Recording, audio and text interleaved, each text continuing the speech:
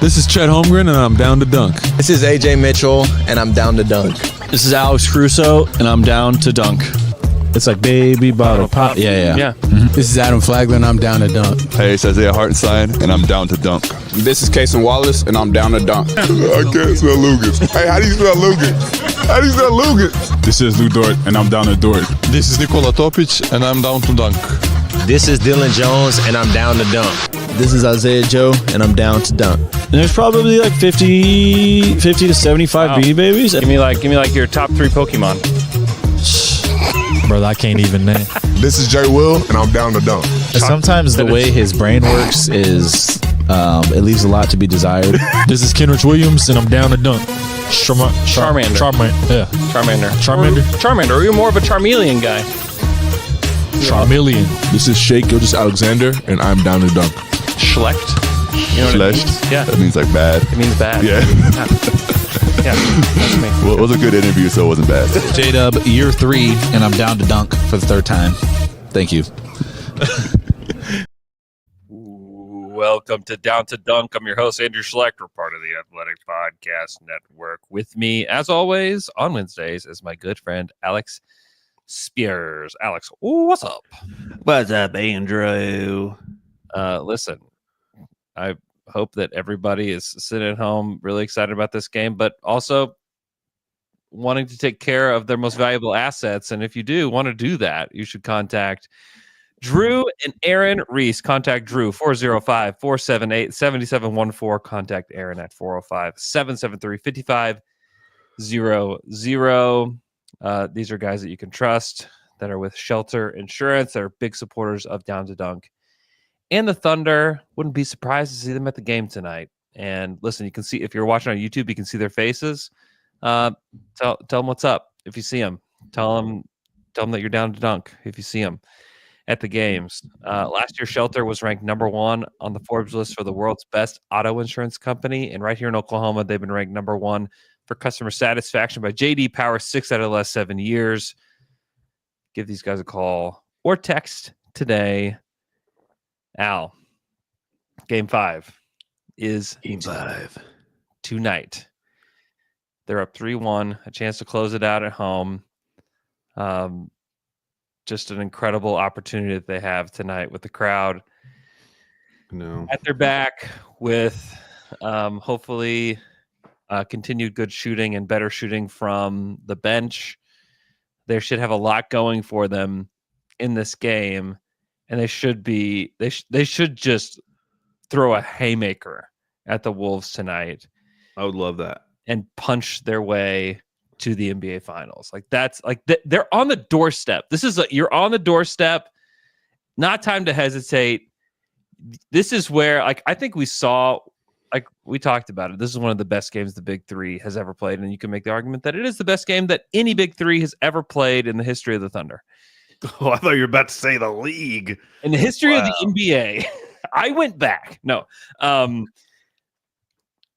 they should go beat the Wolves tonight. This should be over in 5. They should get their ticket punched to the NBA Finals tonight. Like, that's what should happen. Now, this has been a wacky playoffs, and like trying to say that like I know for sure that something is going to happen is a fool's errand, Al. But I don't know what let me check with our betting partners at BetMGM and see what they are favored by tonight. It's been weird because they were only favored by a few the other day. I'm going to guess the lines. I'm going to guess 8.5. That's exactly right. Woo! That is exactly right. 8.5 tonight. Wow. Okay. That's just years of me listening to Bill Simmons and Cousin Sal doing Guess the Lines. That's pretty good, Al. That's pretty good. Yeah, this is a game that they're favored to win. I mean, that Game 4 is an all-timer. That is one that, and it's funny, and I think that it was Simmons that said this on his pod the other day, but it's always like, it's never the last game that you remember in a series. It's usually like the second to last game that you remember. Game 6. Game 6 is like the first one that I was like in my head, right? Just then, I was trying to not say it, but I'll remind people, hey, remember there was a Game 7? You guys remember that? And it was close. And it was close. Yeah, but that one is just out of our memories. And Game 4 felt like that. It felt like one of those games where it is so meaningful to both teams, and it just felt like such a heavy game to me. Yeah, I'm super interested to see how it plays out because go listen to Game Theory because I thought Sam and Bryce did an awesome job of breaking down Game 4. They've been crushing. And Sam spent a lot of time talking about where they were setting their screens in comparison to Game 3 and how that messed with Minnesota.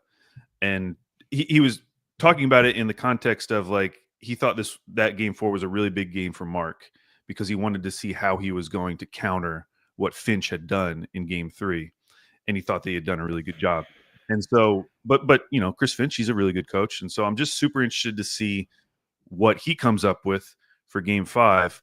I'm also interested in like the psychological component because of course we don't really know, but having a game like that where so much went right for Minnesota and you're at home and you still lost, like that's just, it feels from the outside like that would be a back-breaking loss. And so we'll see how much resilience this Wolves team has. Is it going to be the kind of thing where like if the Thunder can get up by 5 to 10 points in the first quarter, is it just going to kind of be over, or is this Wolves team going to fight to the end? I feel like they're the type of team that will fight to the end, but it also wouldn't shock me if this ends up looking more like Game 7 against the Nuggets. Like if the Thunder can get on a roll from 3-point and everything starts kind of rolling their way. But yeah, I don't know how to feel about this game. I'm starting to feel confident, which is the first time I felt confident like this whole playoff. So that scares me. Embrace that confidence, reject it, think about all the things that could go well for the Wolves, but they're really up against it. I mean, yeah, have those games from Nickeil Alexander-Walker and DiVincenzo. Yes, like I guess we haven't had a big Naz Reid game yet. So that's still something that could happen if he gets really hot from 3. Sure. He's had some really bad shooting games in this series. So maybe that's one thing. But, I don't really buy the idea that like, man, if Ant had just had like an average game, they would have won that, because I mean, the reason he had a bad game and the reason those other guys had a good game was because of the way the Thunder were playing him. Mm-hmm. I don't know how that works out because Game 1, they shut him down, essentially. He took 13 shots, and you're feeling great. But then he comes back, and he finds a way. 3 shots or whatever it was. And then in Game 3, he was great. So then they do it again in Game 4. Ant's a really good player. I would be surprised if he has another game that looks like Game 4, even though I'm pretty sure the Thunder are going to guard him similarly. Like, I'm sure he's going to get doubled a lot. Yeah. So what is Minnesota going to do with those doubles? Like, what can they do with those doubles? And I don't know. I mean, we've seen the Thunder have Shea start off ball a lot so that to kind of avoid the initial impact of those doubles a little bit. But yeah, I just think it's just a fascinating game because I do respect this Wolves team, and I respect their coach, and so I'm sure they have something cooking. But yeah, it's just after that Game 4, I imagine it would just be so deflating.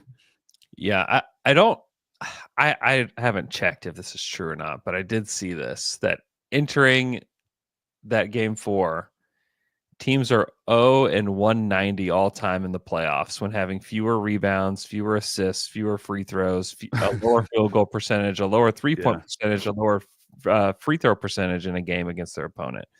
And now that they are 190 all time in the playoffs. That's crazy. Like we talked about like how many categories they won in that game. Turns out the only category that matters is points. and the Thunder had 2 more points in that one. But it is crazy what they were able to accomplish in that game.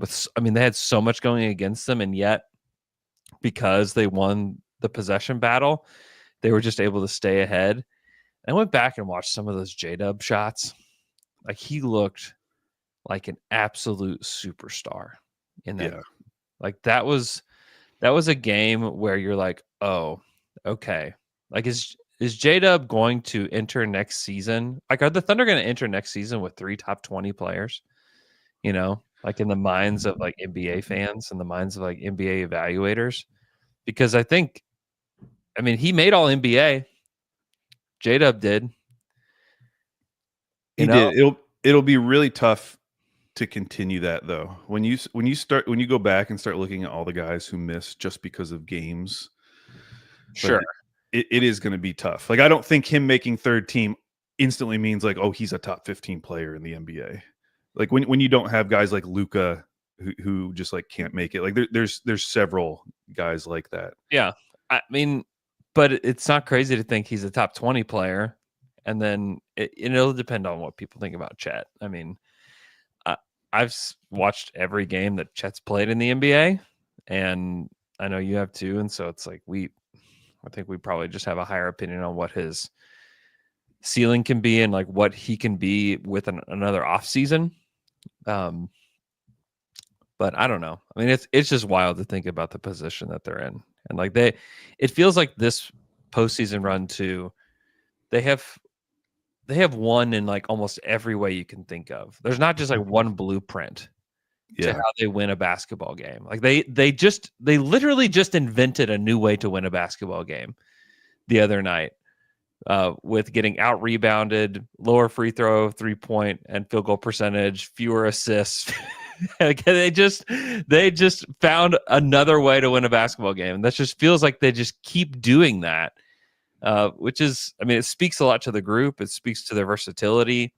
It speaks to obviously their resiliency, and then like Mark as a coach. Like it's wild to think about all the different ways. Like they've had big comebacks. They have just blown the doors off of teams. It's just been wild to see them win in almost every single way. On J-Dub, I did go back and look at the best player I could think to compare him to was Jaylen Brown. Yeah.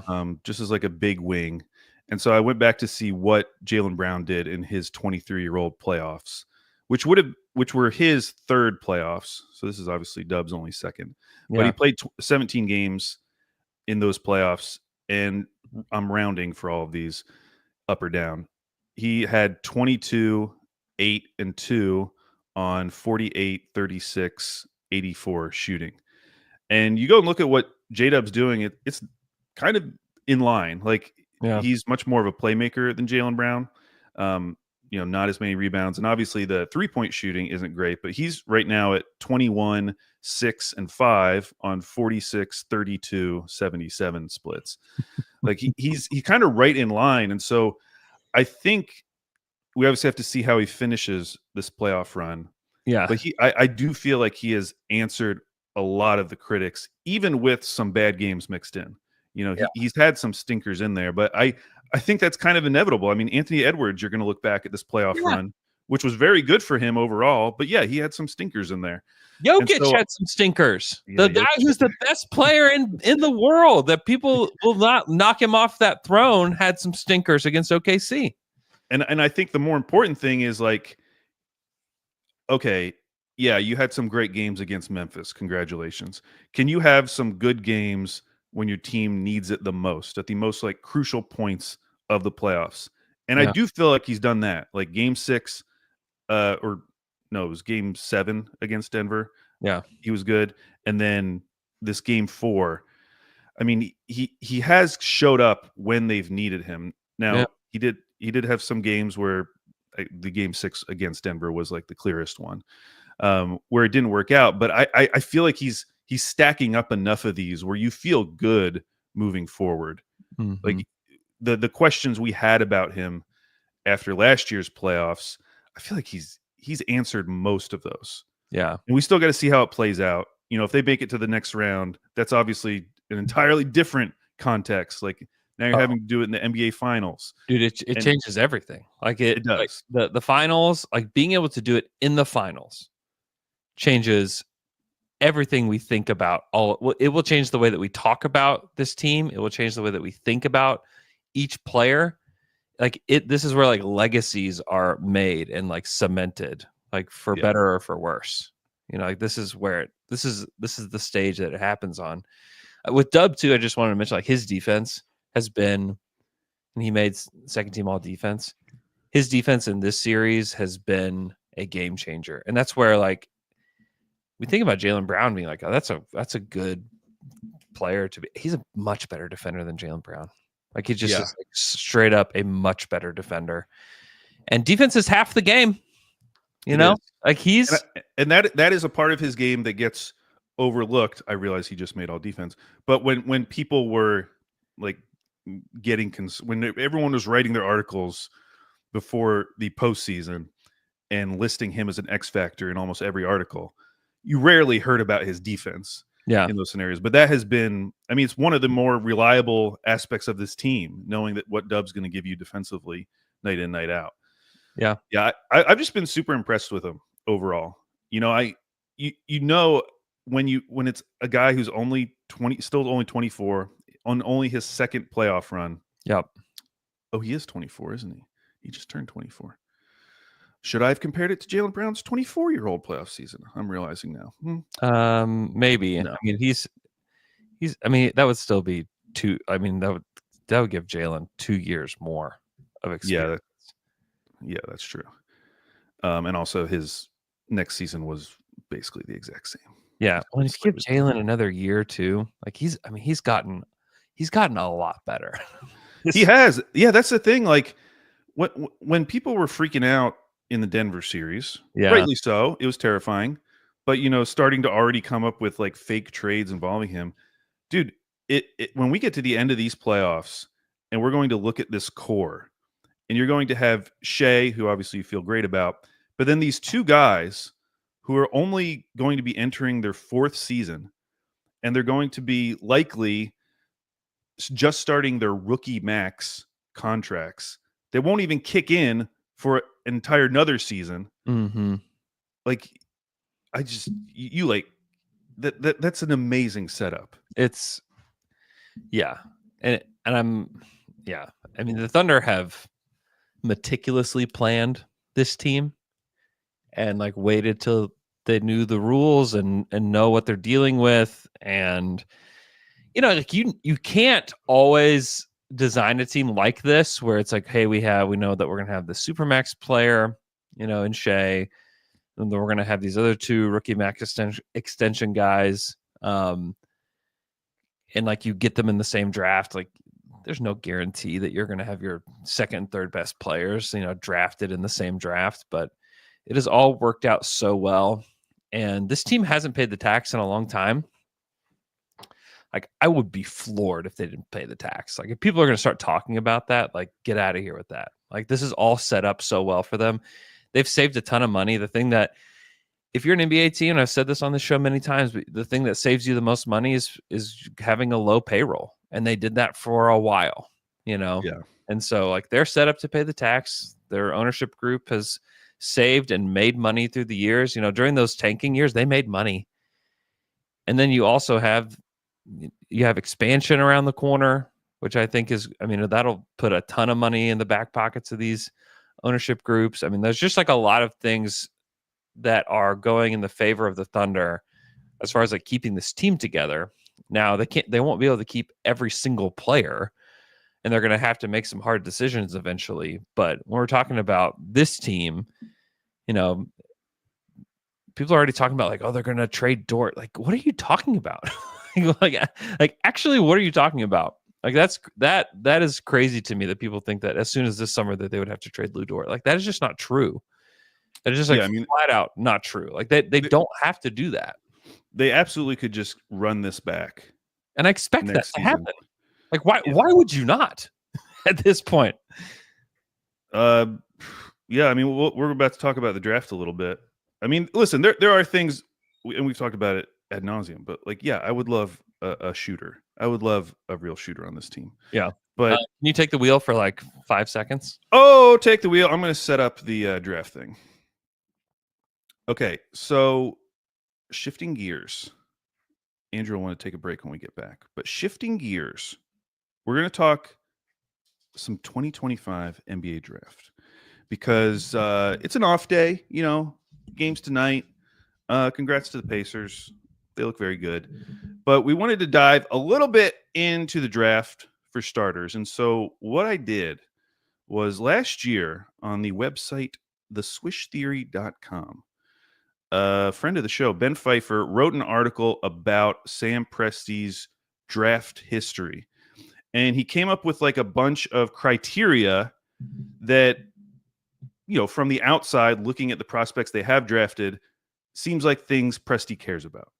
And so I took all of those categories and I put all the guys who made it to the NBA Combine this year. I made a spreadsheet, folks. And I took all those categories and I looked at all of them and I made cutoff points for each of them so that we could try to start finding like, okay, which of these guys are quote unquote thundery players. Okay. So before I reveal the results, and a couple things is, like I mentioned, these are only combine guys. So if you're really into some of the international prospects, I couldn't find all the stats and measurements that I needed. And I think there's a few other guys that just I didn't have enough. Like, well, for instance, a very popular name, Cedric Coward, formerly of Eastern Washington, 6 games at Washington State.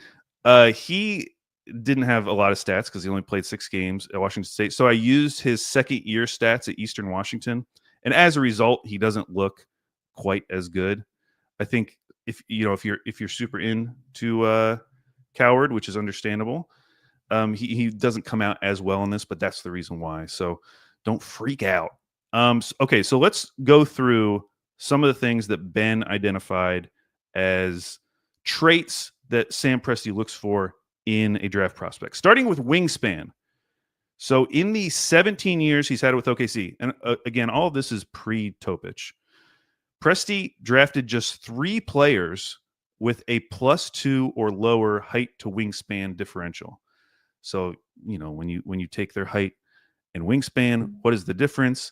Everyone's been +2 or better, except for Mitch McGary. Shout out Mitch McGary, Josh Giddey, and Trey Mann. So with all of these, there's always going to be some exceptions. But in general, and this should make sense to anyone who's watched the Thunder, Presti likes wingspan. And I feel like that's more true now than ever. Drafting someone like Cason Wallace, for instance, he's a pretty small guy in comparison, but because of his wingspan, allows him to play much bigger. And I just feel like wingspan is so important for this team. I mean, J-Dub is a +10. Cason Wallace is a +6. Chet is a +6. He also had Keontae Johnson on here. He was a +8. The second trait, age. So over his 17 years, he's drafted only 6 guys who were 22 or older on draft night. And all of those guys were taken outside of the lottery. So when he has had a lottery pick, they have been 21 or younger. The oldest pick, trivia, oldest lottery pick, J-Dub. He was 21.2. But his average lottery pick is actually under 20 years old. So the old guys he's drafted, which again have all been outside the lottery, Mitch McGary, again, Mitch McGary was the anomaly. Josh Huestis, weird pick. Aaron Wiggins, pick 54. Devin Hall, Keontae Johnson, and Sasha Khan, 2008, pick number 56. Did he roster Sasha Khan? I don't think so. Maybe that's one that they like traded or something. I don't remember Sasha Khan ever being even on like he was only in the league for summer like league. He did not play. Okay. He went overseas. Oh, okay. Played overseas and he played 1 year in the NBA. I was gonna say Mitch McGary is the outlier of all outliers. If I could of everything. Simmons always talked about truth serum. If I could get Presti on truth serum and get him to come on the podcast, I would just want to talk about Mitch McGary for an hour. Just be like what happened here? Like, I just need to know. And Giddey was kind of an outlier like that as well. Like, In what way? Just that he like didn't fit. He does not match up with the other prospects other than Topic, but like the like big wingspan. Like, I guess he does have the position, like the measurables. Yeah. But he has size for position. Yeah, he did have positional size. Really, like quick processing skills is like a must for these guys. But yeah, like as far as like defensive potential and all of that, like it's almost like there's two archetypes that he really likes, is like these guys that have these like long wingspans, like high defensive potential, like quick processing skills. And then there's like these like big, like genius level guards, that, have good size for position, and like are quick processors, but don't necessarily have like the defensive potential. And he's like, he drafted Giddey, he drafted Topic. Like there's like another like type that exists within this like sphere. Right. Yeah. It is very obvious, that he is desperate to find again. I mean, it's funny because the reports, and it wasn't even a report. It was a press release that came from Sam that he wrote. Like, it's funny to think back on that and like kind of how crazy that was, that he wrote like this press release that talked about like, hey, listen, we asked this guy to come off the bench. He didn't really want to, which and so we decided we were going to trade him. Like it's just, it was like one of like the like funnier moments, not funny, but just like it's so interesting. I guess interesting is probably the right word. Yeah. Because I think it was a good move to kind of get ahead of everything. And like, you get to word it the way you want to. You're not worried about, if you tell it to Shams, like, is he going to write it the right way? Whatever. Like, I think it was an interesting move for them to do that. But, for them to basically draft like, hey, this is the, we couldn't get Giddey to come off the bench. And so we drafted Giddey off the bench. Is kind of like what it felt. Is kind of what it feels like. And I know they're different players and they have like different skill sets, but it does feel like, like we actually really did want Giddey off the bench. And so this is the closest thing to that we could get. The next criteria is productivity. In general, Presti picks have, wherever they're coming from, they've been productive. And so of the 21 picks with BPM data, all but 2 of them had a +4 BPM or higher. And some of them had much higher, like Chet had a crazy BPM. But the only 2 were Diallo, second-round pick, and Lou Dort, undrafted. Those are the only 2 guys who haven't been productive according to that metric. The next one he had was feel. So he was able to come up with an average assist-to-turnover ratio, which ended up being only 1.4, but he said the low assist rate was mostly it was dragged down by bigs and then Oos. So with the assist to turnover thing, I think obviously he looks for bigs who have passing ability, but they don't have to be, like otherworldly passers in terms of their like assist to turnover ratio. But the guards tend to have a much higher assist to turnover ratio. Yeah, which makes sense. And assists is, and I think, and I get why he uses that. I'm not even like saying that that's the wrong metric to use, but like the processing and like decision making stuff goes far beyond. Right. It's a really hard thing to quantify. I think it is hard to quantify. It's one of those things like, when you see it, with these guys, like, it's almost like for a role player, how long do you hold the ball? Before you actually move it would be an interesting way to measure it, because even like Cason Wallace is a quick processor, but you don't have a ton of stats to back it up. It's like, you just need to watch the guy. Like, just go watch this guy play, because he is one of the quicker processors, of both sides of the ball on the team. And you don't necessarily have, great metrics to back it up. But yeah, no, I think that is like it's not necessarily assists, but like just quick processing.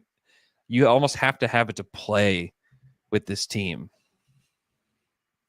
I just dropped, in case anyone wants to follow along, I just dropped the link to this article in the chat.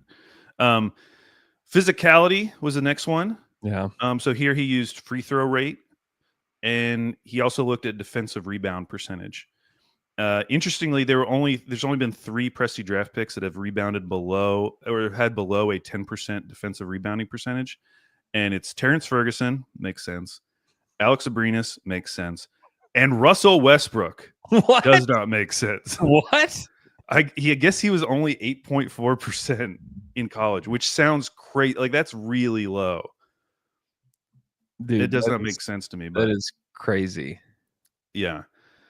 No, he was on it. He was on good teams at UCLA. Yeah, and he was like a 6 man too.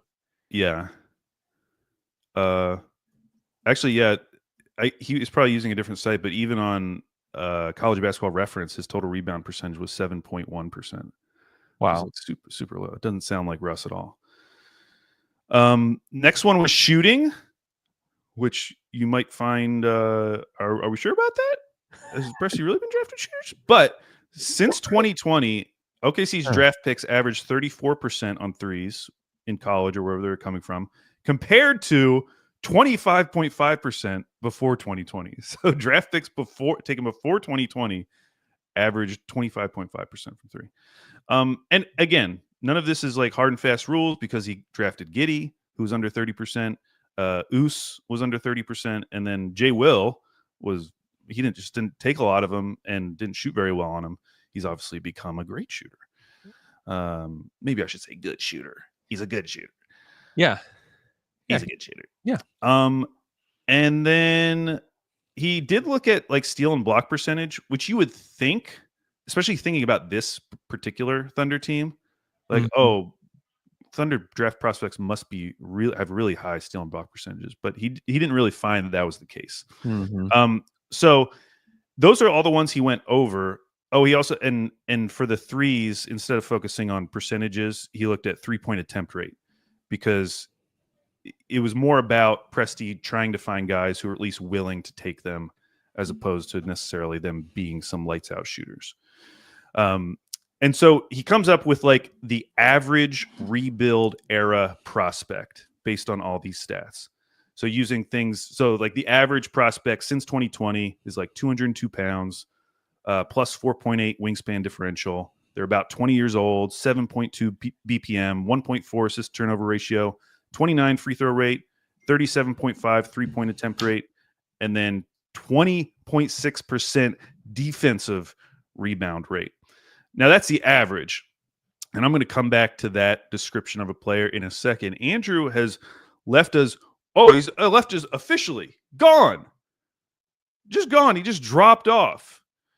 Andrew's Wi-Fi has been killing him, folks. It's been a terrible couple days. He's back. He's back. Okay, Andrew. So I went through all the players that were in the combine. I looked at all these stats, and based on like roughly where Ben found like a cutoff would be. Yeah. So for instance, like with age, I cut off everyone above 22. Okay. Because I'm really thinking about the lottery pick that they have. Or the 15th pick that they have. Yeah. So I made cutoffs like that. There were 29 players that I ended up being able to find enough info for. There were 3 players that hit every single criteria.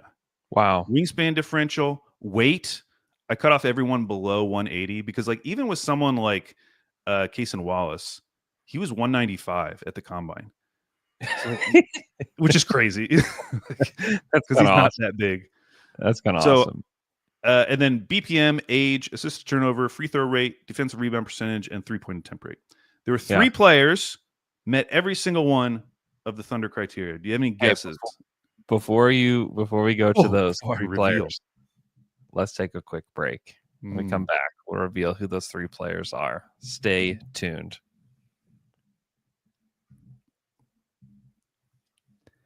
And we're back after that quick break.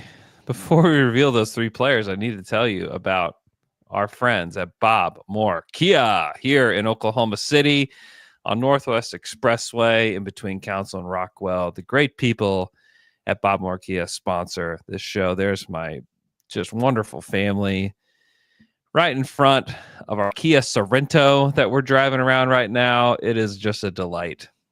Safest car that I've driven ever, period, the end. Has the greatest features, like all the modern features that you'd want in a vehicle, plus the safety that you'd want.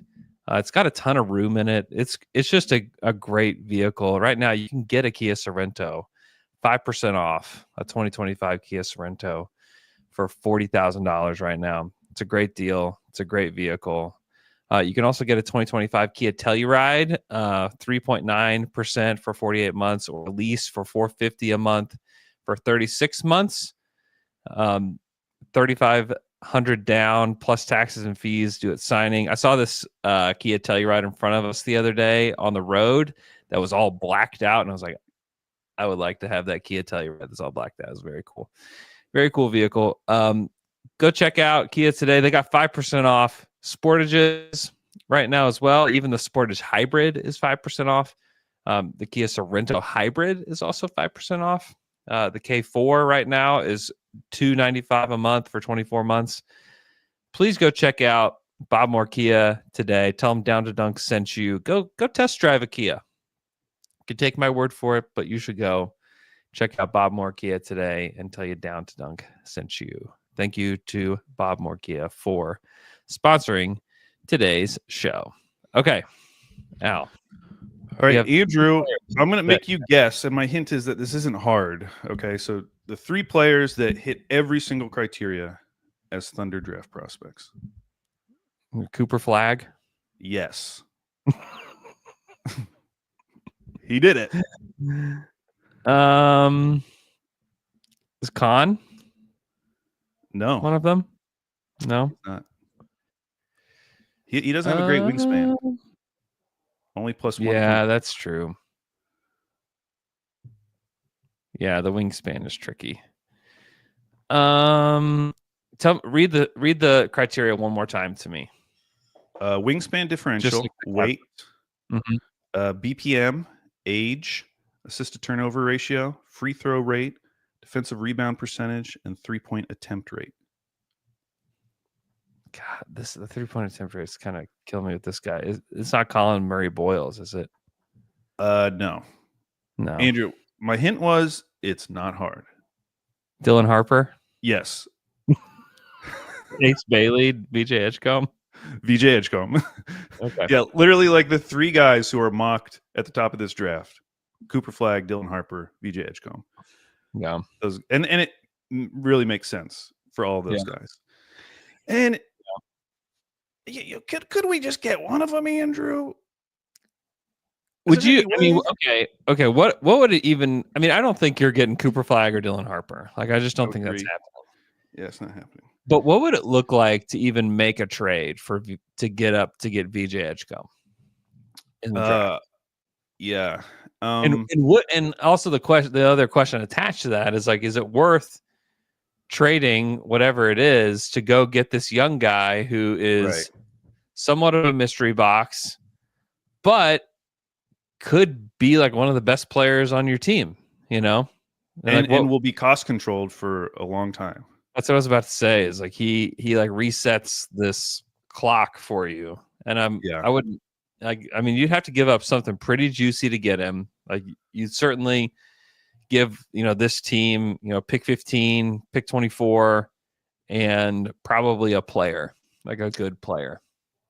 Yeah, I think because it's Philly at 3, I do feel like you could I don't know what it would be, but you could probably come up with a trade construction where they're getting like multiple role pieces for their team. Because I think that's what they would want. They need to win now. They need to win now. Unless they know that like it's truly over with Embiid, in which case they should absolutely draft like a young prospect. But if they're still going all out, which all the indications are that that's the plan. Mm-hmm. If you're Philly, if you could get two role players that you know are good, and you could add them to this team. I still don't know that they do it, but if you could, give them two role players plus the 15th pick, would they consider that? Maybe. I don't know. They're probably going to get a lot of other offers. It's just hard to figure out with Philly. It seems remember that trade, like would do that, but I don't know. I know it doesn't feel like Morey would do that either. I mean, the trade I think back to is that remember the Wizards trade, the trade how the Mike Timberwolves Miller, got, Mike Miller, Randy Foy for the 5th pick. Yeah, like something like that, but like much better. Like would a deal constructed like that, where you were getting two NBA ready players for your team that you think is good? Is that something that interests Philly? I doubt it, but that's how you would have to. I think that's the best idea, because I don't think a team like Charlotte should be trading out. Like any of those teams right around where VJ is expected to be picked, I don't think you should be trading out. So probably not going to happen. But hey, down the road, just remember these guys are fun. Guys. Okay, like I don't think that they would trade Topic. And I'm not even suggesting that the Sixers would be the team that would want Topic in this scenario. But like, and I don't think Edgecombe makes it to 5, but let's say Edgecombe made it to 5. And you like with the Jazz, if you're the Jazz, would you rather have Edgecombe or would you rather have 15 and Topic? Would be a question that I would like pose, because I just find it hard. I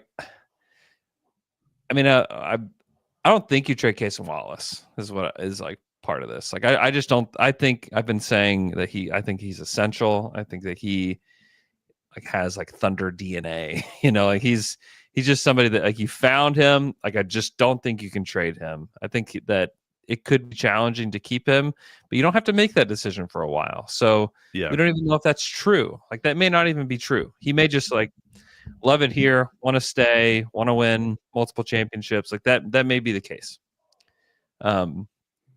So, I just don't think he's one. And then it's like, okay, would you trade Wiggins or Joe, as well? And are those players that people would want?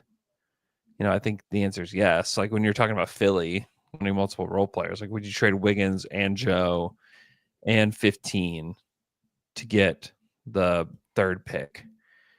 Yes, but like, Philly would never. I just don't think you can do. I think you'd have to include Kaysen as a part of it to get to 3, and then like to me, or a bridge too far. Yeah, or Dort might be like the middle road. Yeah, Dort would be really nice on their team as well. But again, I'm just pointing out these guys fit the draft mold of the Thunder. We're just spitballing. I like VJ. I like VJ a lot. I like him as a player a whole lot. So this will be hard to see, but if you're on YouTube, this is like the full list.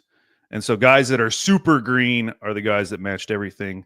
Guys that are green are guys that are just one criteria away. So these are the guys I'm more interested in. And then yellow are guys that have more than one, and then or that have 2. And if you have 3 or more, you're red. So the guys that like don't fit the Thunder model at all would be like Walter Clayton Jr., LeBaron Philon, Liam McNeely, Ace Bailey, Maxime Reynaud, and Cedric Coward, which I mentioned this at the beginning, but I had to use Cedric Coward's second-year stats from Eastern Washington just to be able to fill this out. Just to have stats.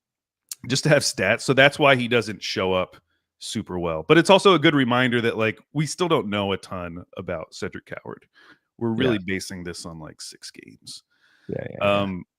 So, but you go through some of these guys who are green, like Jace Richardson is a Thunder player, other than the fact that he's like super tiny, that he's 178 pounds. But like everything else about him, very Thundery. Yeah, I was gonna say Jace is one that you're like, oh, it would not surprise me and he's one that could be available at pick 15 as well. Oh, definitely. Yeah, you mentioned Khan, like Thunder player, other than the wingspan difference. And so, like, if they somehow were in a position to take him, like they had gotten pick 7 and he fell there. It wouldn't be shocking if they drafted him because he's everything else about him is very thundery. It's just the wingspan. Yeah, he's got toughness. He can really, really shoot it. And like that's the thing with him that I would be really pumped if they're able to get him. Where like and again, like I do not think that this is gonna happen. I do not think any of this is gonna happen. But like, if you did offer Topic to the Utah Jazz, which I think makes some sense if they just don't like the guards that are left in this class and they like want a lead guard. And like it's basically like a Concanipple for Topic swap. I think they're like, to me that's really interesting. However, I do not think like that's on the table. But I do think like to me that's really interesting just because he is not a shooter. He's got decent size. He's got a lot of toughness about him. He's a good passer. Like he checks a lot of Thunder boxes. I don't think he's as bad of a defender as you think he is. Just kind of looking at him, he looks like a bad defender. Like just looking at his face, he looks like a bad defender. But I don't think he's that bad. He's intriguing to me. Like that's one that if you wish that you had got 7 so you'd have a chance to get him. But I don't know. So I'm just going to read off some of the other names that were green for people who aren't watching on YouTube. So Kasparis, Neat Clifford. Kasparis was just off by his assistant turnover ratio by 0.1, so like very thundery. Other than that, Kasparis is so thundery.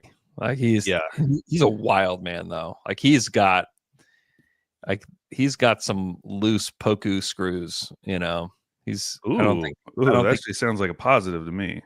Yeah, I mean he is the way that McKelly and I did a Dream Team draft show about him several weeks ago, but the way that I would talk about him is ambitious. Like he's one of the more ambitious players that I've watched.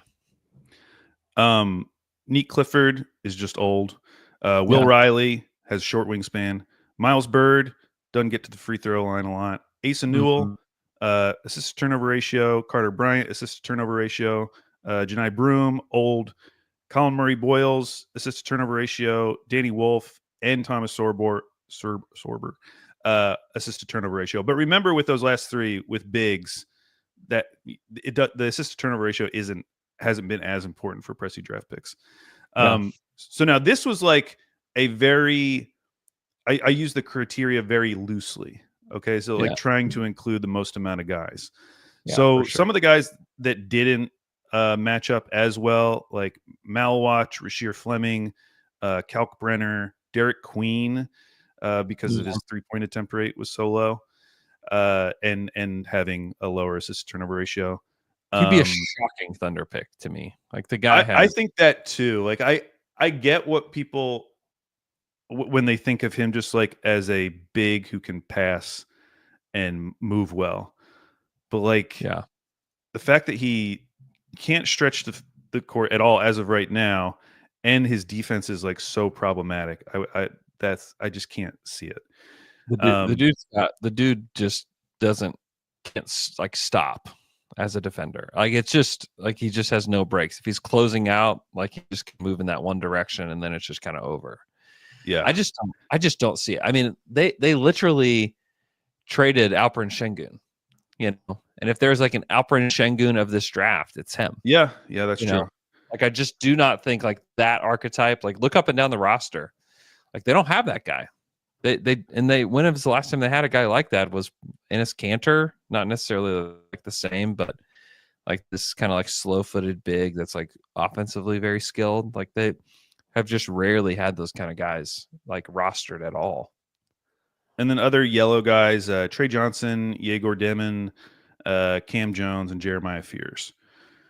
All for different reasons. Now, Andrew, that was again, this is like using this criteria very loosely. Sheet 2, which I'm about to reveal, Andrew, is I use I'm very strict about the criteria. So you're going to see a lot more red. Okay. We'll see who comes to the top now. This is using Ben's like his average rebuild era Presti prospect, using those stats. Yeah. Who are the guys who hit every single one of the average? Okay. So aren't below average in anything. There's none, Mhm. to be clear. The only guy who has only one issue is Dylan Harper. Now, you see it changed a lot now, because now the green guys are Jace Richardson again, Miles Bird, VJ Edgecombe, Carter Bryant, Con Knipple, Cooper Flagg, Rasheer Fleming all of a sudden makes an appearance after not the last time, Colin Murray Boyles again, Janai Broom, Malawatch, and Sorber.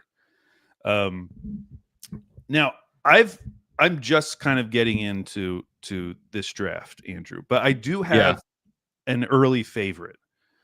Okay, I was gonna ask you, like, who are your top 3 guys at this point? Because I have some early favorites too, but I would love to hear yours. I think my number one guy is someone that you don't like, Okay. or it's someone that just in general, when I've been listening to podcasts, he's very polarizing.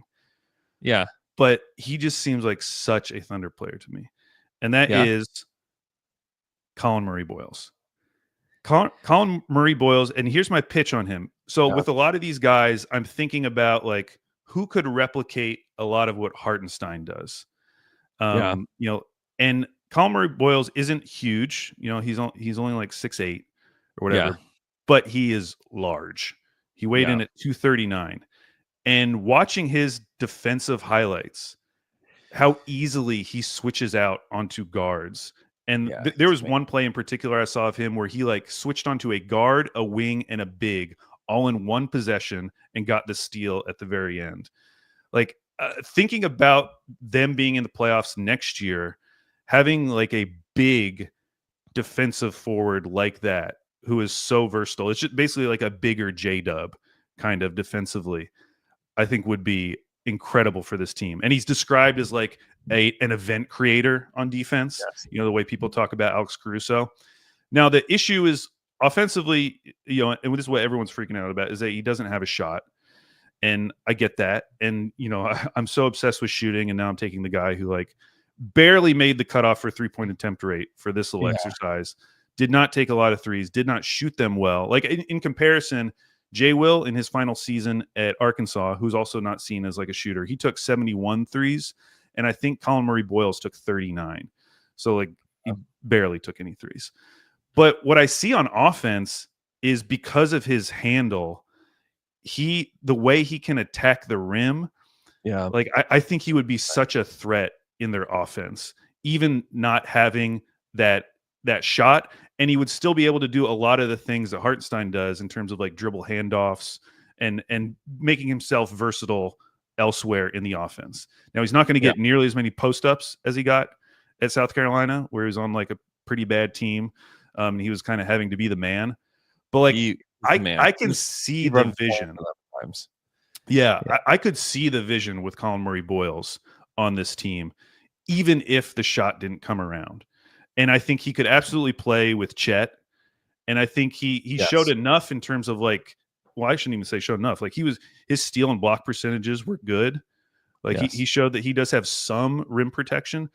So as of right now, that's the guy who it would probably have to be a trade up scenario, but that's the guy that kind of like jumped out to me, having run through all this.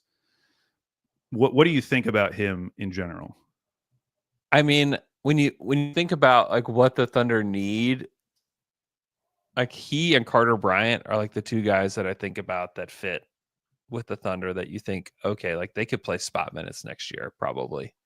You know, they're young, but like they both are these like defensive playmakers at like, I think they're both around 6'8". And I just think like both those guys kind of fit that criteria of being able to, like, they rebound at a pretty high level. They're pretty good decision makers. Their steal and block rates are quite good. I just think that both those guys are the kinds of players the Thunder don't really have. Like they don't have that like 6'8" aggressive, you know, defensive playmaker that could, you know, potentially like spread their wings as often as offensive players. Like they don't have those kind of guys, you know, on their team. I mean, shout out to Oos, but like they don't have those guys. And so I like either one of those guys, honestly, at 15. If either one, I mean, I don't think Murray Boyles is making it to 15, but Carter Bryant, no. I don't think he'll make it either, but there's a chance that like you could trade up and give Chicago like some extra picks, or like there's opportunities there to give either of those guys. Like those, to me, like those are the guys that interest me most, because you're thinking about like, okay, who can crack the rotation in the next like 2 seasons? I know. I've been thinking about that a lot, because what kind of player could do that? Another guy I was looking at who is not on this list because he's international prospect was Noah Asenge. Yeah. And gosh, dude, I don't know that I could have him on this team. I don't know that I could do it. There's definitely like some Oos flashbacks.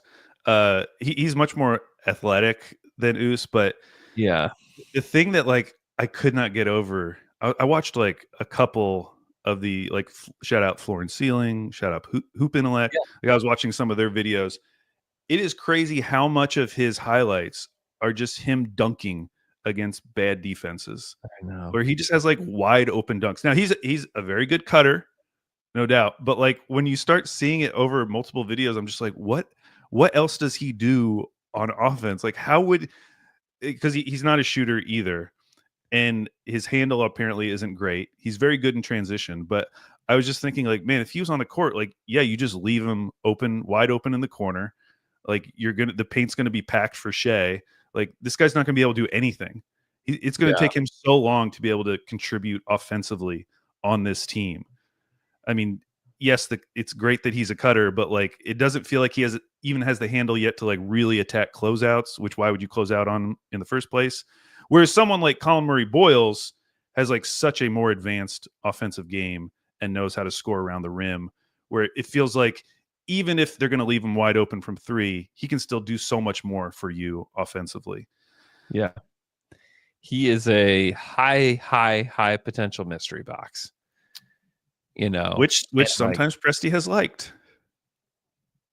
I would argue I mean, if they took him, I would not be shocked at all, because I don't think the draft philosophy changes a whole lot. And especially when you're in this position where it's like, yeah, we're one of the deepest teams in the league. Why would we not go after the guy with the highest potential in that spot?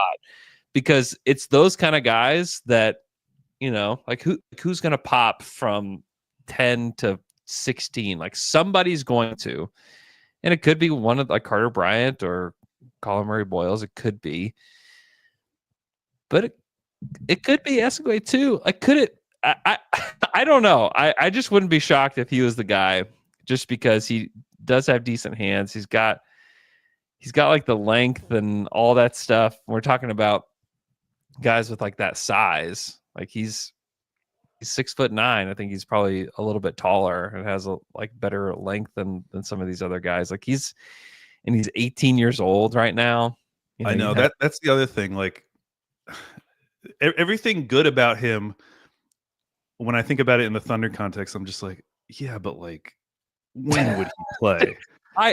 That's cool that he's only a few months older than Cooper Flagg, but like that doesn't really help the argument that he has any chance of playing for this Thunder team in the next like 3 years. I know, that's where I turn back to the Carter Bryants and the Colin Murray Boyles in my mind. Like I could see a pathway to those guys playing in the playoffs, where because it's funny because it has been these like bigger, like, or not bigger, it's been like these power forwards that have given the Thunder so much trouble, and it's like we don't quite have the guy to guard those players. The Aaron Gordons and the PJ Washingtons and like those players, like we don't necessarily have the best kinds of players to shut those guys down. I think they have good players to play against them, certainly. And like they clearly got past one of those guys, in this playoffs, but he ended up getting hurt. But I just think that it would be nice to have like this 6'8" play, like defensive playmaking forward off the bench to just throw a different look. Not that their small ball has been suffering. It's been quite good. It's been their fastball, but just to have like that kind of look where you're like a little bigger, have a little bit more length. You have a little bit more athleticism, in that lineup, with Chet at the 5. I just think that they're like that would be interesting. It's just like one more look you can get. Is really all that it's about. To me. I was gonna bring up just for those two guys, Carter Bryant and Colin Murray Boyles, just in case people don't know. I was gonna tell you how tall they measured. So Carter Bryant this is without shoes, 6'6" and a half. Yeah. With a 6'11" 3/4 wingspan. Yeah, that's pretty sick.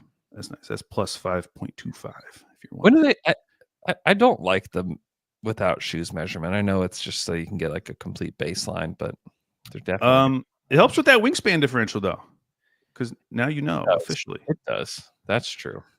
And then Colin Murray Boyles also 6'6" and a half, 7 foot and 3/4 wingspan. So he's a plus 6.25 for wingspan differential. 8'10" standing reach, 239 pounds. He's big, even though every single video I watch about him is like tweener who can't shoot. That's kind of like the negative presentation of Colin Murray Boyles. Yeah. Like, can this guy play the 5? Like, is he quick enough to play the 4? Is he big enough to play the 5? And he can't shoot. That's kind of like the argument against him. Yeah. Anyone else you like that you're maybe surprised that they don't look as thundery as you might have thought? I mean, Danny Wolf is kind of interesting because Danny Wolf has been getting mocked to the Thunder a lot. He ended up being read here because of age, but again, like we've drafted J-Dub. Plus 3.75, still good, but didn't reach the average. 3-point attempt rate is 30, which honestly, like for a big, isn't terrible, but it didn't reach the cutoff. And then assist to turnover ratio. So with someone like him, like you could easily see the Thunder being interested in him because the things that he is quote unquote bad at or that they don't fit with the Thunder criteria are so close or like really don't matter when you look at him closely. Yeah. I mean, I understand like the intrigue around Danny Wolf. I don't know. I don't love the idea of drafting a big, to be honest. A big. Yeah, I don't think he provides like enough like positional versatility, in my mind. He does offensively because it really is crazy watching him play like a guard and dribbling around like that as a 7-footer. Yeah, I just wonder if you can pull that off in the NBA. That's all. Yeah. Like it's one thing when you're at Michigan to do that. It's like a whole other layer to do that in the league. I mean, I like him. I don't know. He's definitely intriguing, but I'd rather have these like playmaking, like defensive playmaking forwards is kind of like the one thing that I feel like they could really use. Like he would be it would be like a sign, like we don't think we can keep Isaiah Hartenstein long term, and so we're drafting his, we're drafting a guy that can replace him. It's like what it would feel like. Which I just don't love the idea of that. That's all. One other guy that showed up as green here, who I don't think, or he's an example of how this doesn't really capture everything, is Rasheer Fleming. Because everything I read about Rasheer Fleming is that like he's not a quick decision maker. Like that's one of the first knocks you read about him, and so that's something that, as we talked about, is kind of just hard to capture in just stats. But when I read about him, he doesn't scream Thunder player to me. Yeah, I agree. You have to. He does have a +9 wingspan, though. It's pretty crazy. The processing skills is like the one of the things that I just don't think is a one that you compromise on with this team. You know what I mean? Yeah. So I would just be surprised. I mean, it would be cool because he's another one of those like big wings with like good length, So I don't know. Like I would be surprised if it was him. That's all. I'd be really surprised if he was the guy just because of the processing stuff. Because I just think if you are going to get on the court for the Thunder in the next 3 seasons, which is like where like the true value of having these guys is, then it's hard for me to imagine a guy with not such great processing skills getting on the court. You know, Yeah. The Who guy knows? who was least thundery, he missed out on 6 of the 8 criteria. Jeremiah Fears from the University of Oklahoma, which I just thought was interesting because he might be there at 15 if things don't go his way on draft night. Because after a certain point, there's just not a lot of teams that need a lead guard, but specifically like that type of lead guard. It'd be shocking. It'd be shocking if he It'd was be wearing a shocking. Thunder uniform in October. That would be shocking if he did. Just because it's another one where it's like bringing in Topic, where does he play?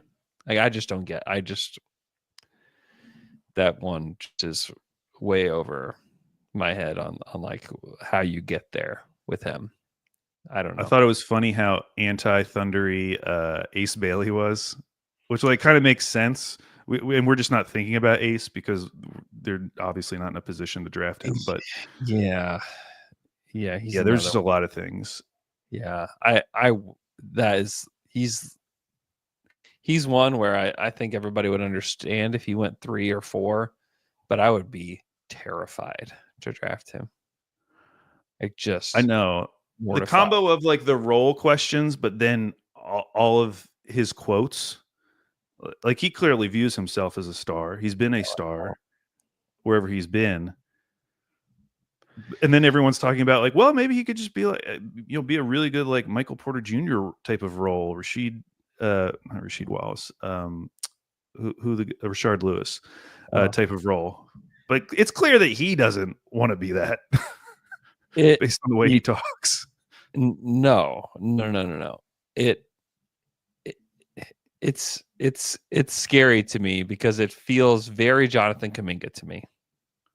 It feels very Kuminga-like to me because that's how he was pre-draft. Kuminga was very much like I'm the man. You better form this team around me, kind of guy. And it has not worked with literally one of the best superstar point guards to ever play the game. It hasn't worked with him. Yeah. And a guy where there's some challenges with like building a team around Curry and like the right kinds of players, and especially with Steve Kerr as the coach. Like there's some challenges there that exist, but shouldn't be that hard to play with Steph Curry.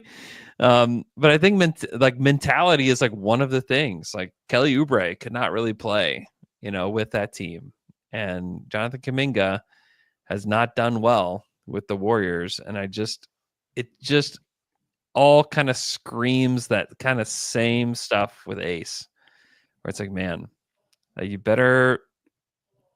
I don't know. I would be terrified. I would be horrified if I were the Sixers, or he feels like just such a hornet where it's just like, you know what, let's let this guy go here and just kind of float off and do his thing and put up big stats and then ultimately not make a difference in the NBA. Seems like a good landing spot for a guy like Ace. But yeah, I'd be terrified to draft him. I'd draft VJ over him in a heartbeat, just because I feel like I know that at least like defensively and like role wise, I don't worry as much about him. Before we go, Andrew, if the Thunder win tonight or win one of the next 3 games, they will be in the NBA Finals. Somebody was asking me how the team would handle tickets, like if someone wanted to come in from out of town and get a ticket. Do you have any idea how that might work? I don't remember how it worked in the past. I'm the wrong person to ask that question to. Wrong person. I don't really have any clue. Because you just get to waltz in there. That's right. With your little name tag. With my name tag. That's right. Yeah. I don't know. I really don't know how that works. I'll be intrigued to find out. I can ask around and maybe I hope we find out. I hope we find out. T-Dot asked about Yaxel. Yaxel is not going in the draft this year.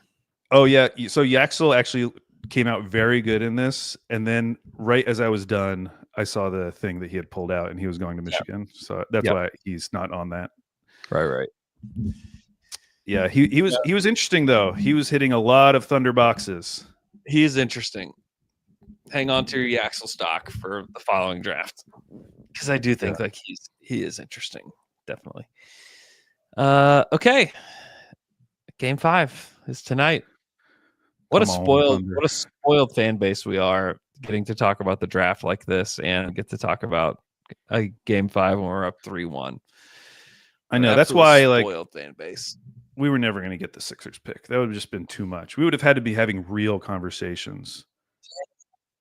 Like, who do you take at 7? Like, you have to like take advantage of this opportunity to get a lottery pick. Yeah, that would have been crazy. It'd be like Khan or Kasparis, or maybe you take Murray Boyles at 7. I don't think that's crazy. I don't think Malawach makes sense for the Thunder, but like just him being 18, and you hear so many good things about his personality and like his work ethic and all these things where it's just, and he's like late to the game. Like there's just like all these like markers that are just like, oh, like that's intriguing. Like there's just so many intriguing things about him. Yeah. And if you were trying to get a Hartenstein replacement down the road, like that would be an insane one. But he does not like check like the same boxes that Hartenstein does for sure. Like he's not like the passer, the decision maker. Like he's a lob catcher. He's an athlete. He's giant. He doesn't. Yeah, his measurements were really crazy. Yeah. Yeah, they were insane. He'll go high in the draft just based on that alone, I think. Yeah, just he will. Based upon his measurements and how he performed at the combine. But okay. Let's lock in, Thunder fans. I'll be at the game tonight. I'll have Down to Dunk stickers in hand. Would love to hand some out to some dunkers. Come find me. I'll be at the bottom of 108 during the game. Probably the best time to get a sticker is between like the first and second quarter, in between the third and fourth quarter. I'll just be in my seat. So would love to see some dunkers out there tonight. Hope everybody's doing great, and we will talk to you guys again on Friday.